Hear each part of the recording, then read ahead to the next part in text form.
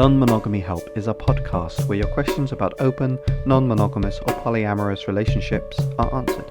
Our host, Lola Phoenix, will consult a licensed therapist with over a decade of experience to address your problems. Names and locations have been changed or censored to keep your questions anonymous. You're listening to Non-Monogamy Help, the podcast. Hello and welcome to episode 29 of the Non-Monogamy Help podcast. I'm Lola Phoenix. Please send your questions to nonmonogamyhelp@gmail.com and they'll either be in the podcast or the column anonymously, depending on which one you choose. If you want to read the columns and listen to the podcast, you can go to nonmonogamyhelp.com. Subscribe to our newsletter by going to go.nonmonogamyhelp.com/email and follow us on Twitter at nonmonogamyhelp. If you want to support the columns and the podcast, please consider becoming a patron. Even $1 a month can help support the daily running of the columns and podcasts, and it shows a general vote of support. You can do that by going to patreon.com/Lola Phoenix. If you donate $5 or more a month in your name, with your permission, I'm on a roll today, will be read at the end of the podcast. Let's get to this week's discussion question. If this is the first time you're hearing this, every week before I read the letter, I put forth a discussion question so you can use that with your friends, partners, or anyone else to get to know them a little bit more. I also answer it myself briefly to give you a bit of context. This week's discussion question is, what's some of the best advice you've ever gotten? This is apropos of nothing. I think probably the best advice, it's hard because does advice from your therapist constitute advice? I'm not sure if it does or not. Or is it just therapy? I think that one of the best things that my therapist kind of pointed out was that I was actually complaining about how difficult it was to get people to be less flaky and respond to my messages and instigate conversations with me. While at the same time, I was also complaining about how it was really difficult for me to trust people who were being nice to me, because I usually think that if someone's nice to me from off the bat, then they want something from me, and I distrust them immediately. And it was quite funny. My therapist it was during the same session, so it wasn't even like, oh, last session you said this. It was like, so, you say that you are frustrated with people's flakiness and that they don't respond to your messages or don't communicate with you, but then at the same time you're also saying that you are distrustful of people who are nice to you. So do you not think that maybe you're attracted to people who are similar to you and they assume some negative intent from you being nice to them? And I was like, oh, yeah, maybe that's the case, actually. Really embarrassing. But those are the moments that I go to therapy for, those moments when I'm like, oh yeah, actually, you're right. In the best and worst kind of way.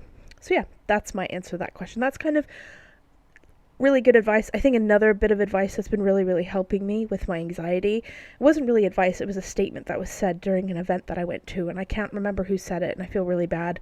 And if it was you that said it and you know me, then please tell me it was you. But basically, someone said that when you're scared that something is going to happen, you're not actually scared of that thing that's going to happen, you're scared that you won't be able to handle it. And that was like, whoa, oh my God, actually, that is true. Because if you have confidence that you can handle whatever happens, then you are less scared of whatever is going to happen. And I thought that was really helpful. And it's been really helpful. Rather than arguing with my brain about the percentage likelihood of such and such happening and me going, but what if this is the time that it's going to happen? That has been a lot more helpful. So yeah, those have been the best pieces of advice I've ever gotten. That's the discussion question.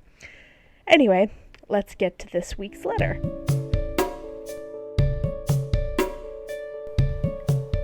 I have been with my girlfriend for 8.5 years. Last October I proposed and we're scheduled to marry each other in April of 2020. Of course, it is normal to have second thoughts, but she's having second thoughts due to both my parents and her parents having affairs during their marriage, so she wants an open relationship in order to prevent that from happening in the future with us. Reluctantly, I agreed. Now I found out that she has had sex with a coworker, and I'm having a very hard time getting over it. I love her with all of my heart, and breaking up is not an option. Any advice on how to get over this?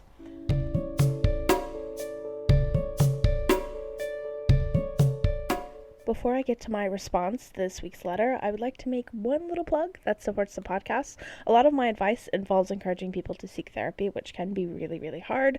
You may have a lack of therapists in your area, or maybe have tried all of the therapists that you can locally and nothing has worked out, or you're like me and physically going to an office takes a toll on you. If that's the case, check out BetterHelp.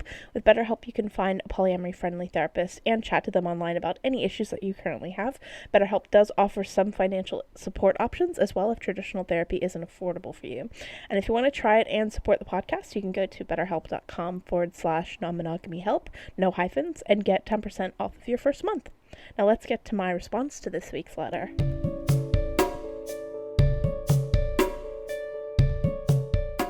So there are a couple of things. First and foremost, while I totally understand her anxieties, ultimately opening your relationship to solve or prevent cheating isn't really going to work. It really depends on why it is that people are cheating. Sometimes people cheat because they are kind of naturally non-monogamous or want to be non-monogamous and don't know it's an option, so just kind of end up falling into monogamy and then end up cheating because they get tempted in one way or another. And sometimes people cheat because they like the fact that it is something they shouldn't do. They enjoy the fact that it's secret, that it's bad, and you can still cheat in an open relationship. Like, cheating to me at least, and I think I'm open to the fact that people have different definitions of cheating, but cheating to me is when I have a partner who hides something from me or lies to me or does lying by omission. Basically, if they're hiding something from me, that's cheating. And they don't even have to have sex with somebody else. If they are hiding something from me, then that is cheating to me. So that can still happen in an open relationship. So if your partner had hid the fact that she had sex with this coworker from you, even if she technically had your permission, that would still be cheating. So the idea that opening the relationship will prevent cheating from happening isn't really true. You can still cheat in an open relationship. I think that she needs to think about better reasons, and you need to think about better reasons for being interested in an open relationship, and that's the thing that kind of concerns me here. Now, some people can open their relationships and it's something their partner wants to do, they're very reluctant about it, and then later on it really works for them. So the fact that you're reluctant to do it doesn't necessarily indicate that it's a bad choice, but I don't think that you have very good reasons right now to motivate you to tackle this, because the thing is that open relationships are somewhat known within our culture, but they're not necessarily very well known. And when they tend to be known, people tend to say that they never work. And it can be quite difficult to navigate the waters of being in a relationship structure that you don't have a lot of role models for, that you don't have a lot of cultural support for. It can be a very difficult decision to make. And I think for a lot of people, what motivates them to stay with that is the fact that either A, they feel it's something that is inherent about them, or, for example, I mean, those aren't the only reasons, but the two reasons I can think of is that reason, and also for me, as an example, I don't necessarily think I'm inherently non-monogamous, but I chose this because for me it's a decision that I feel gives me the most freedom, and that's what's important to me. So that motivates me even through some of the crappier times, and you will have crappy times, because you have crappy times in monogamy. You have crappy times regardless of what kind of relationship structure you choose. But all that added stuff on top of it that can be quite difficult to navigate, such as dealing with the emotions and feelings of your partner being with someone else, and you being raised in a society that tells you that's a bad thing, and now all of a sudden you have all these feelings, that can be the anchor that you can cling to when you're dealing with all this stuff. So if you don't have that anchor, that's kind of a problem. And it will also be a problem too, because this idea that, you know, you're doing this to prevent cheating isn't really an anchor. That's not really, it's sort of like giving up almost, because even if your parents both have had affairs, there are plenty of monogamous people who remain monogamous for their entire lives. And it's a legit thing. So there are people who cheat, there are people who don't cheat. So that's not really a good solution. That's like only ever deciding to order takeaway because you might burn something, sort of. But it's not necessarily a good motivation for what you're doing. And I think that you both really need to sit down and think about, is this what you really want? What does your ideal life look like? How do you foresee an open relationship playing out? Like, normally when people say open relationship, what they mean is that there are two people usually in a marriage, and they are committed to one another in a not just an emotional sense, but in a financial sense, in everything else, but they're allowed to have sexual relationships with other people, but not necessarily deep romantic relationships with other people. That's generally what is referred to as an open relationship. That may or may not be what it is that you've negotiated. You don't really know. Like, opening up your relationship to prevent cheating doesn't really define what it is that your relationship is supposed to look like. Because, I mean, you could say, all right, well, we're going to have a relationship where if something happens, or if I get the chance, I might sleep with someone else, but I'm not going to pursue it, which is different. So you haven't really talked about that kind of stuff. So, I mean, it doesn't say that you have. And so you have all these feelings now that she's had sex with a coworker because, you know, you're very unanchored in what all of this is supposed to mean. And because you've done it just to prevent cheating, that's not really an anchor to anything. So what does your relationship look like? Do you really want an open relationship? Do you see a benefit out of it? Are you interested in any part of it? I'm not going to assume too much about your girlfriend, but I wonder how soon after agreeing or having this kind of reaction did she sleep with that new person. Because I do think sometimes people, especially if they're getting married, you know, getting married does effectively mean, if you mean the marriage, that this is the last person you're ever going to sleep with for the rest of your life until you die. And I think sometimes people don't really think about that until it gets closer and closer into that date.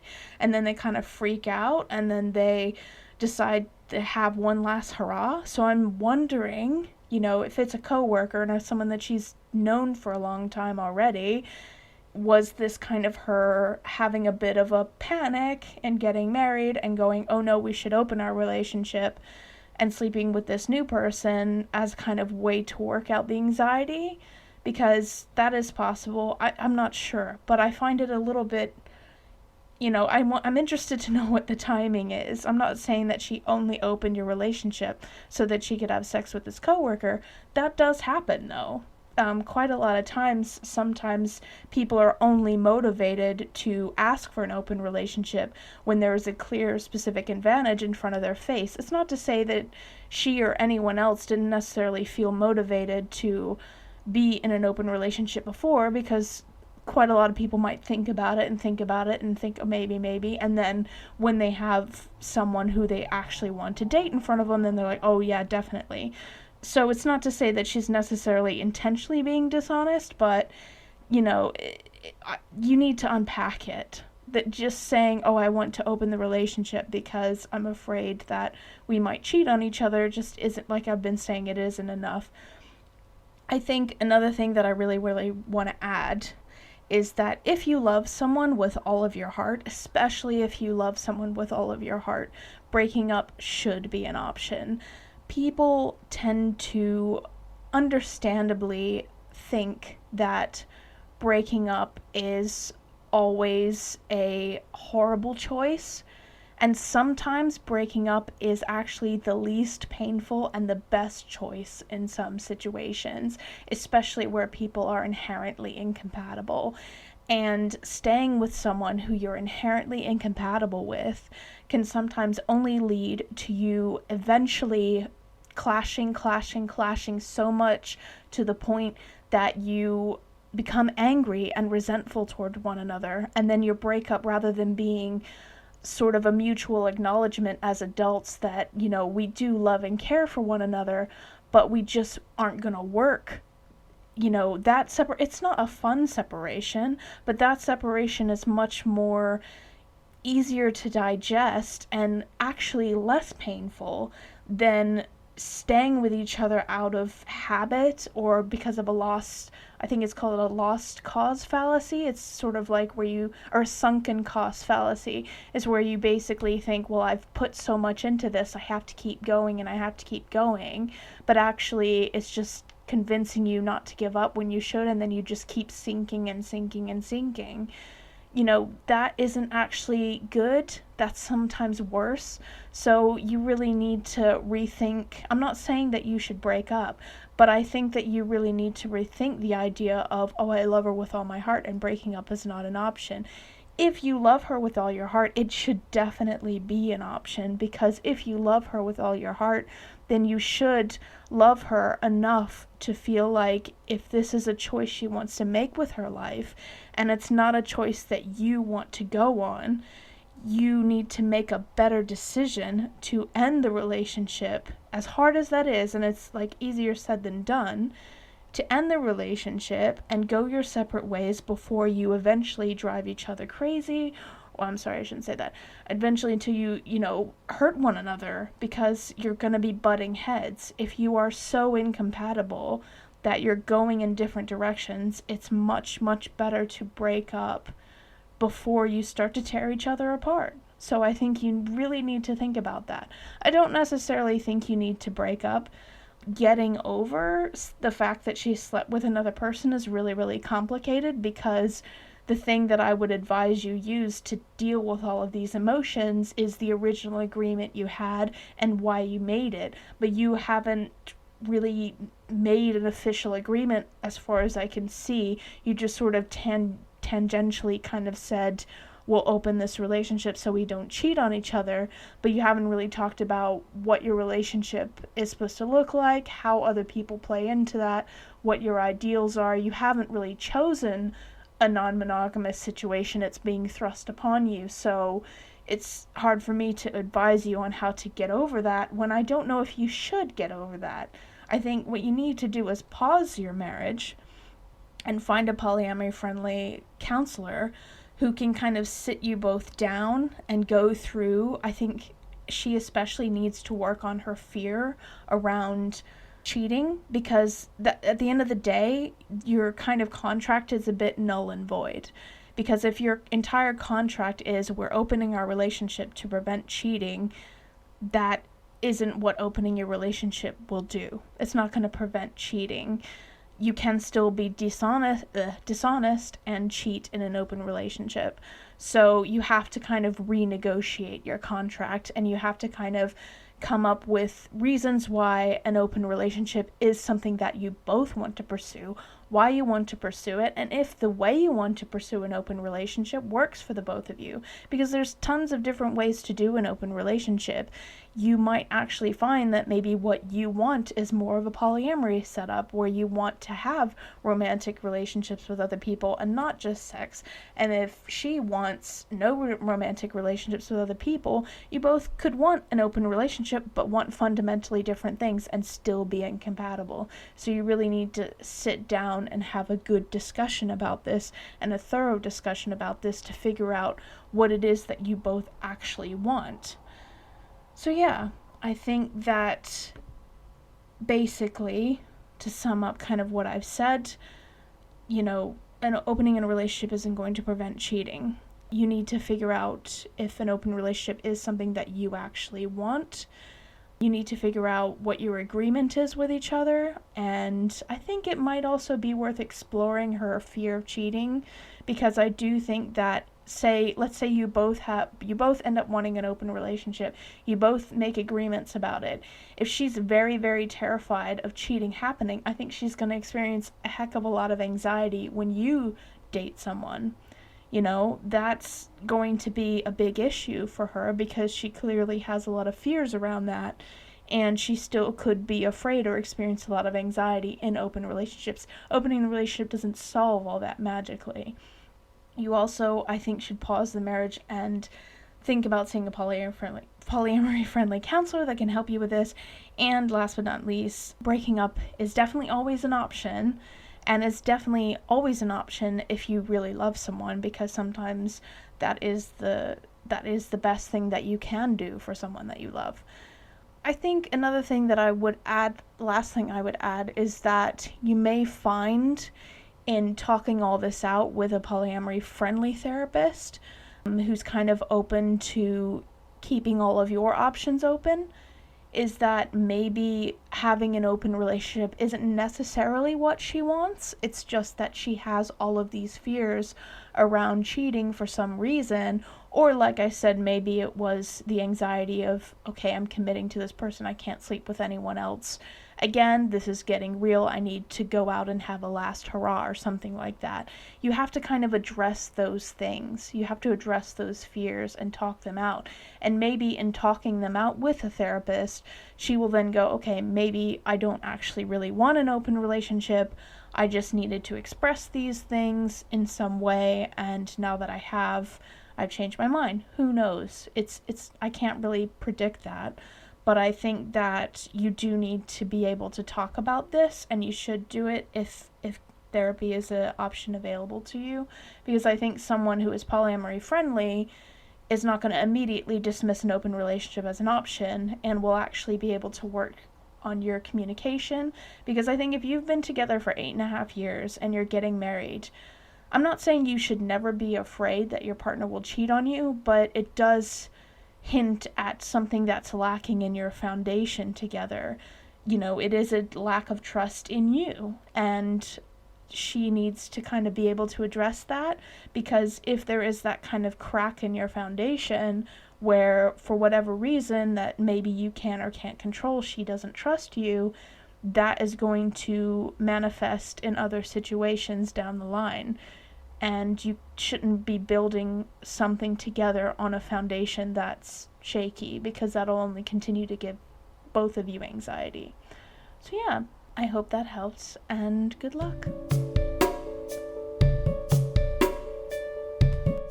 Thank you for listening to episode 29 of Non-Monogamy Help. If you want to be awesome, you can donate to our Patreon. Donating $5 or more a month means that your name, with your permission, will be read at the end of the podcast. This week's current patrons are Laura Boylan, Chris Albury Jones, Duke, and James Wartell. If for whatever reason you can't become a patron because life happens, you can take 5 minutes and log into iTunes, find the podcast, and rate and review it, and that'd be really, really helpful. It helps us get the podcast out there to new people.